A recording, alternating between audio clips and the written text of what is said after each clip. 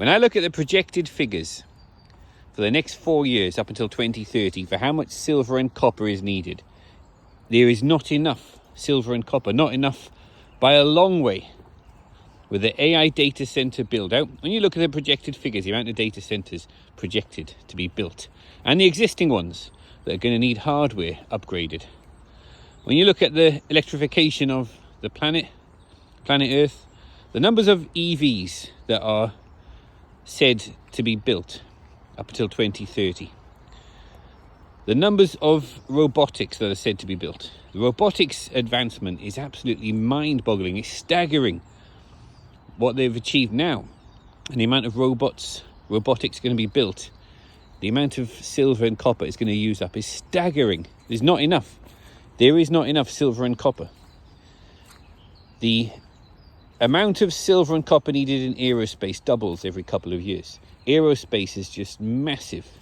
They're taking off the projects that are in the works. The amount of new satellites are going to be replacing the old satellites and other space projects. Aerospace for military is huge. If you could understand the amount of silver and copper needed, just for not necessarily the stuff that's going to be blasted off up there, but the mega factories building the stuff, and the AI chips, computers, and consumer electronics.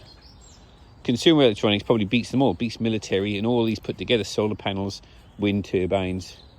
The amount of electronic gadgets, all these new smart homes, smart fridges, smart microwaves, smart everything. Everything's getting more electrified. And then the amount of electricity needed is going to need so much silver and copper.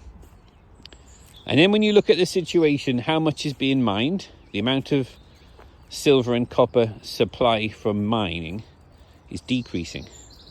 Just at a time when all stockpiles are pretty much run out. And then you see, okay, the copper price is still going up. The copper price is one that defied the others. Copper went up when gold, silver, platinum, palladium, Bitcoin, all these, there's a massive smash in the price. The markets are absolutely broken, just at a time when there's severe shortages. Now, I've been buying silver from the Golden State Mint for a long time. I like Silver Shield, the members only proofs, and the BU, brilliant uncirculated. Now, Golden State Mint are struggling to get the silver to mint the orders that we've all paid for. I've bought stuff. I know some of my friends in the Silver Shield movement, we've paid for things. They can't get the silver, and they're not the only ones. A lot of mints just they can't get the silver. Just at a time when the price has smashed right down to like $70. It'll probably go even lower. The criminals will probably make it even lower. It could be in the $60. It could go down to 50. I'm sure it won't go below 52. It won't go to 49. Definitely not. I've said in the description of all my videos, you can look at the description. I said once we go over 52, or let's just say 50, when we go over $50, the volatility is going to be extreme. I've said that. I'll say it again. Once we went over 52, the volatility will be extreme. It might even go down to touch somewhere near there, but I doubt it. It might. The criminals, they could set the price to minus 40. Look, they could. They could do it right now. They could decide, let's do it. Let's type in minus 40. They've done it with oil. As absurd and as ridiculous as that could ever possibly be, they did it. They typed in, we want the price of oil to go to minus 40 per barrel. And they did it. And if you had an investment in oil, you would actually owe. You would actually owe. If you had 1 billion barrels of oil, you would owe $40 billion because it was minus 40. Now, they could do that with silver. And if you've got any kind of paper or digital illusion of silver, any kind of paper or digital promise of silver, ETFs, unallocated accounts, allocated accounts, paper promise, if you've got mining shares is just a promise in a mine, you would owe. If they set the price to minus 40, you would owe. That is absolutely absurd, but they could do that. Just when there's an extreme shortage, they are knocking the price right down. Now, all these mints and all these, loads of us, we want to buy silver. It's incredibly cheap now. You can't buy it. China, India absolutely want to load the boat. I mean, India was loading the boat at $120. So imagine what they want to do now at $70 per ounce. India are going to just print currency to buy silver. The government.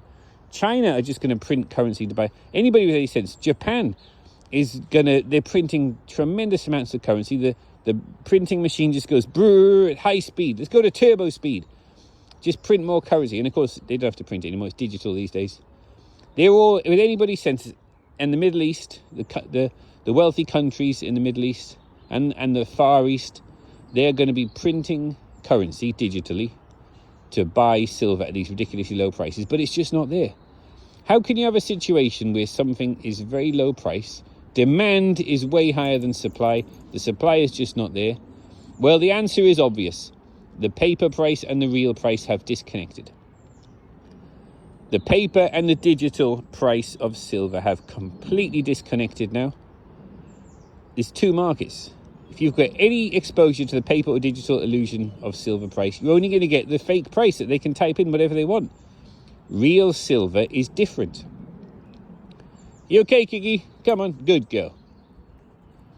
The real silver price is completely different to the paper price. So the paper price has been smacked all the way down to like $70. Soon it might be 60 something dollars. It might even go down to 50, but it won't go below 50. That's the floor.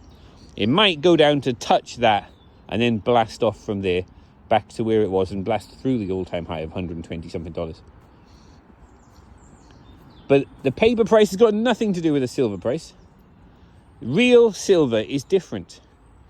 Now, a lot of us, we want to buy silver. I'm trying to buy. And I say, look, the price is $70 per ounce. That's what they're telling us, what the bank is telling us. Can I please buy it for that? Well, where on earth could you buy it for that? Nowhere. Nobody would be foolish enough, because all the bullion dealers, they're trying to buy. They're trying to restock. They can't.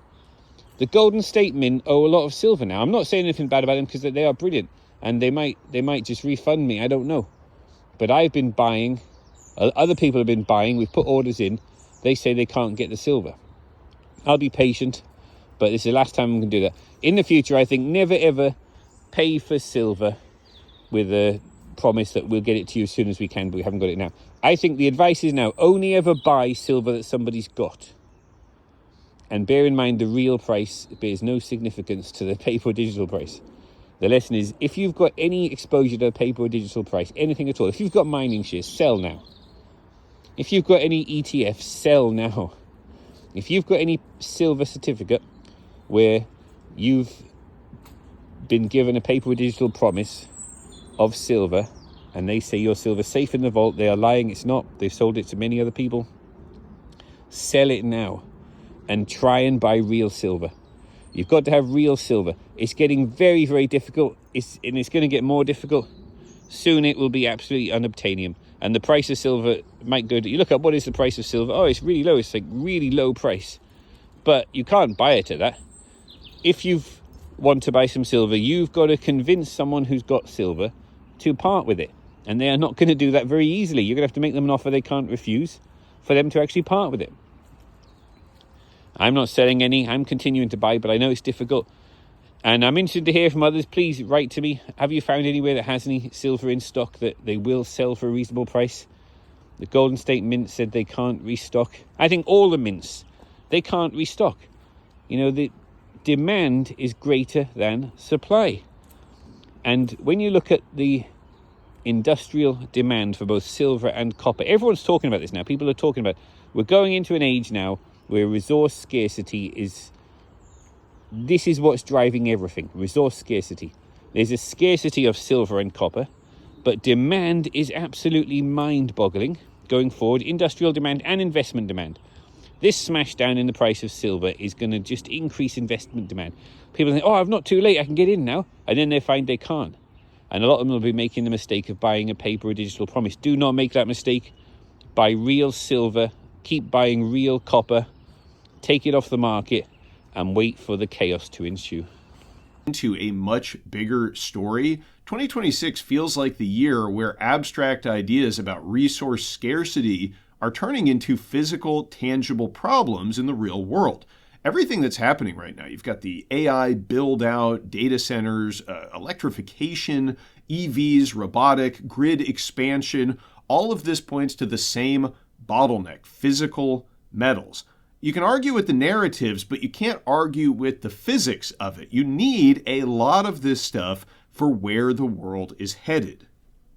Now, this isn't just a YouTuber speculating about this stuff either. According to a recent report by S&P Global Energy and Market Intelligence titled copper in the age of AI challenges of electrification, copper demand is projected to rise from roughly 28 million tons in 2025 to over 42 million tons by 2040.